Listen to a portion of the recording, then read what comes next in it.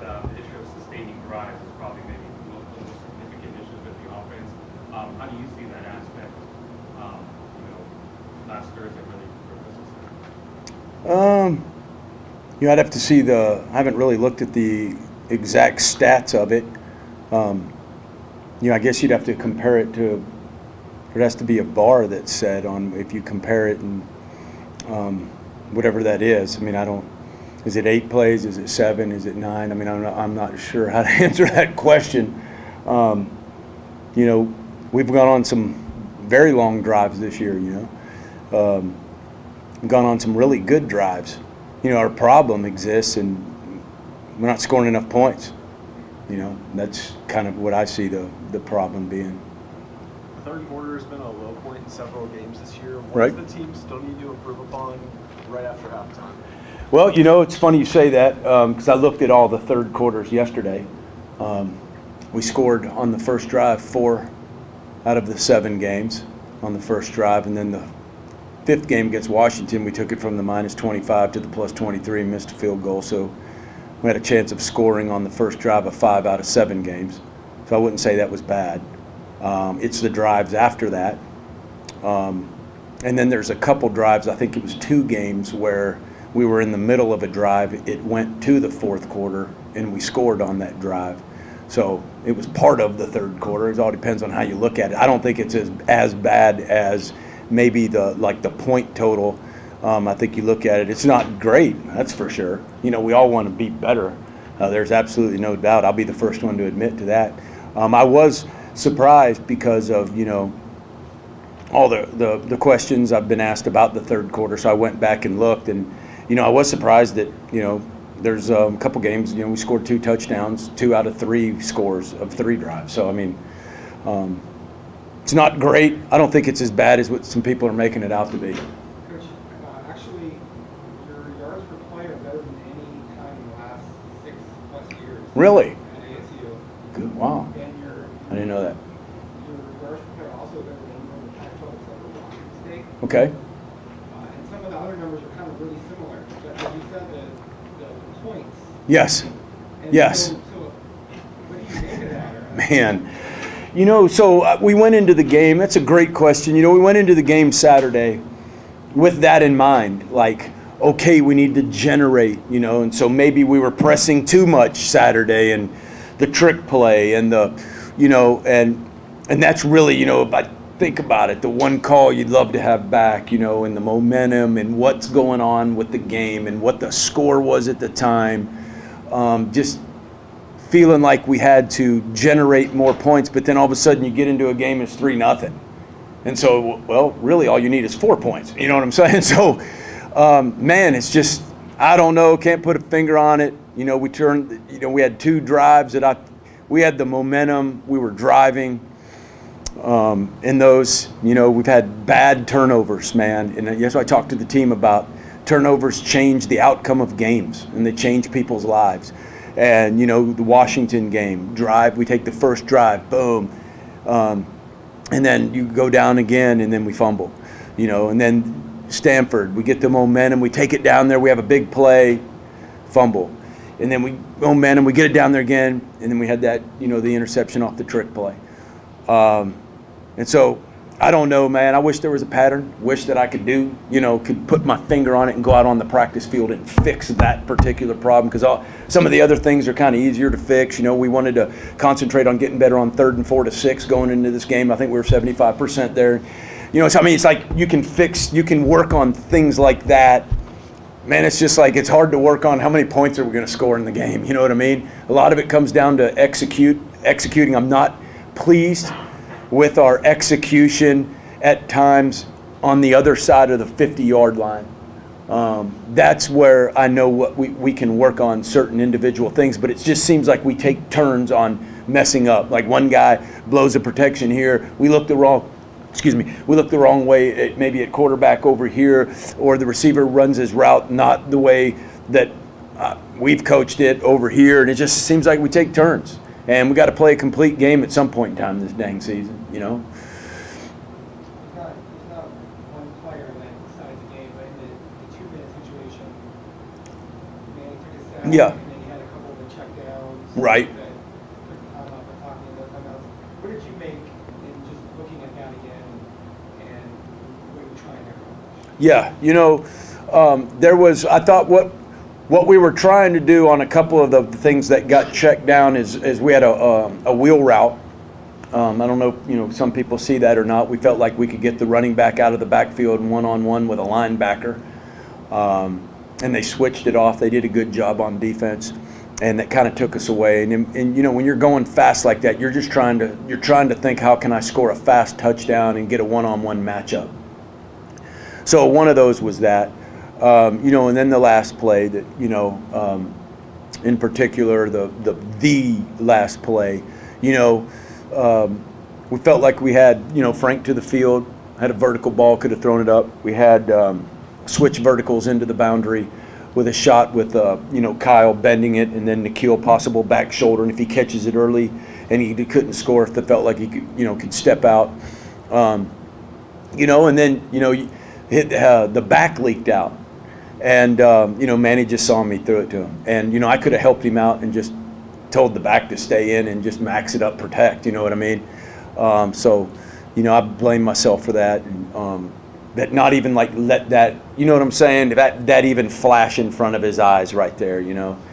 But, you know, I think we all would love to have that one back. Is that hard for a quarterback just because they train themselves to get the check down? Yeah, and I'll answer that question right here. Do you remember the Minnesota Vikings against I think it was the Saints in the NFC Championship game? Brett Favre was the quarterback, rolling to his right, and all he had to do was keep running and slide. And he looked back and he saw a guy go back this way off of a scramble, which you never throw that ball. And he goes, and he throws it to him, and they don't go to the Super Bowl. And it's some quarterbacks, it's you know, it's bittersweet. They're so competitive that it's so hard to just let it go and then get the next play. I mean, you see it in the NFL all the time. I mean, it's just guys at that position. You're there because you're competitive. You're there because of those moments. And sometimes you can get wrapped up in that final moment so bad you become so competitive that it overtakes you sometimes. But obviously Manny was really emotional after the press conference. Yeah.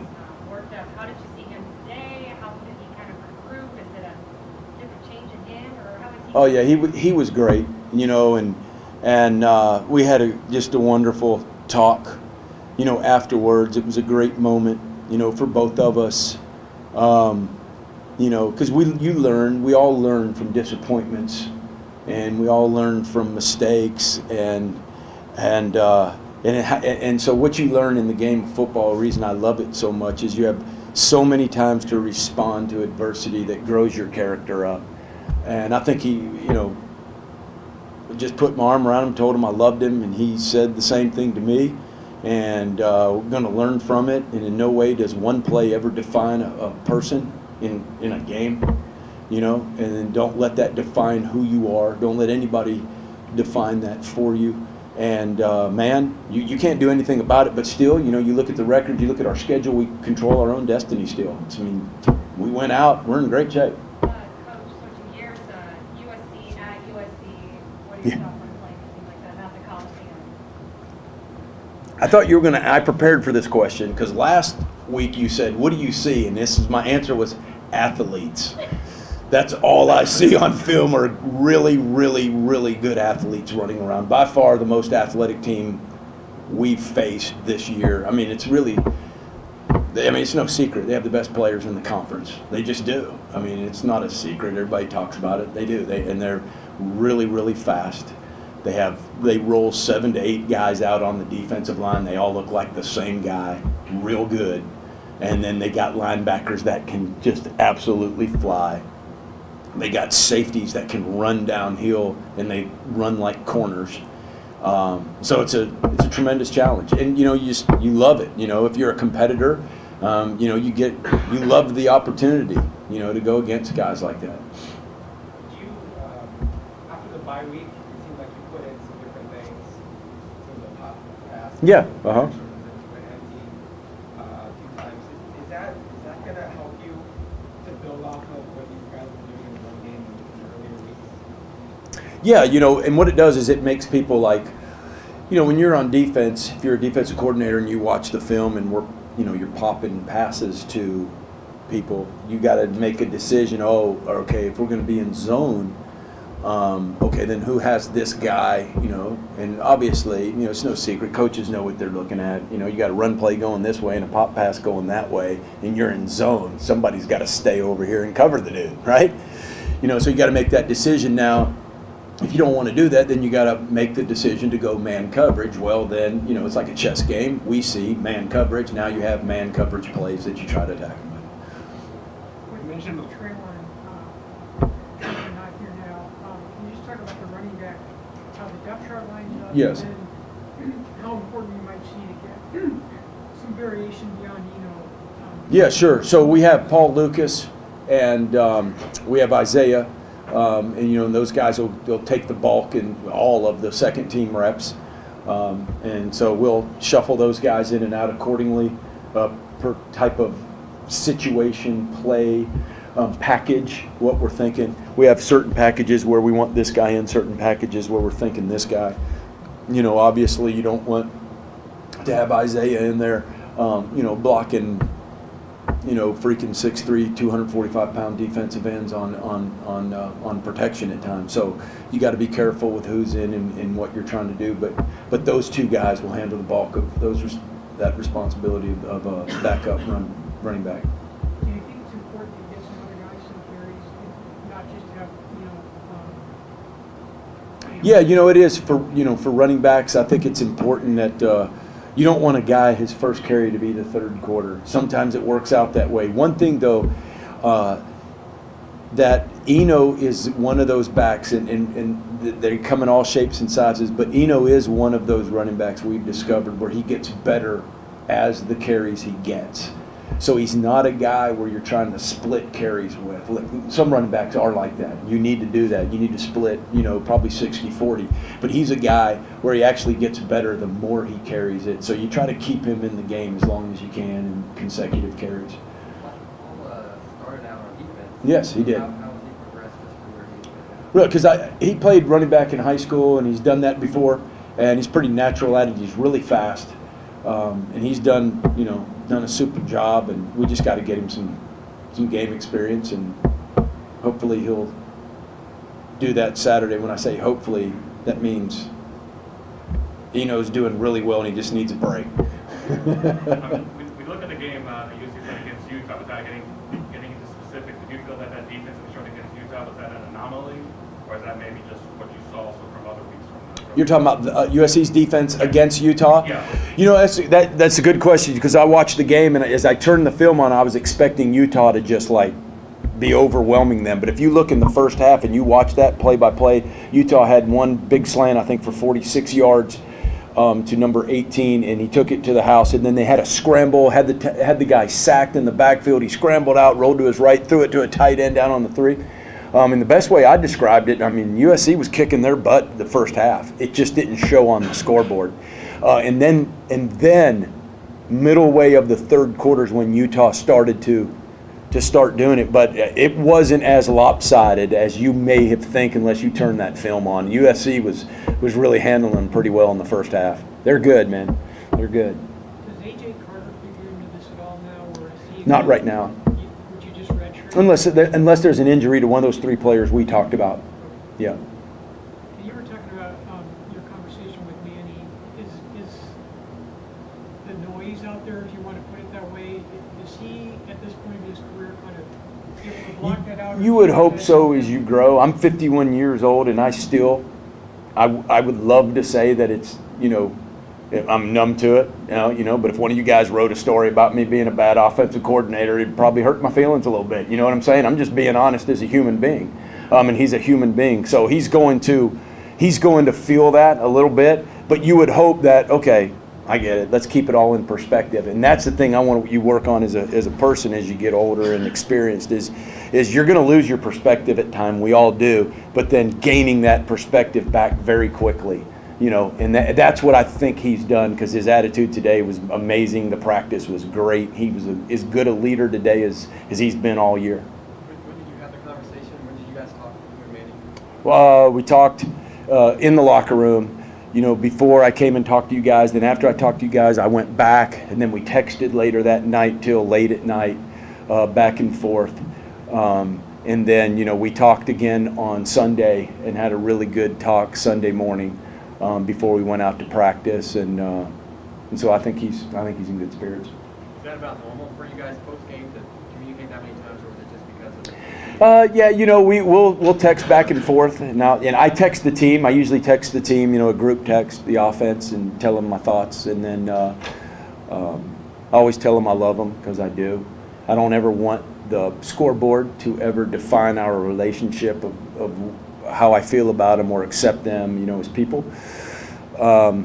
But no, that we probably communicated a little bit more than normal that night.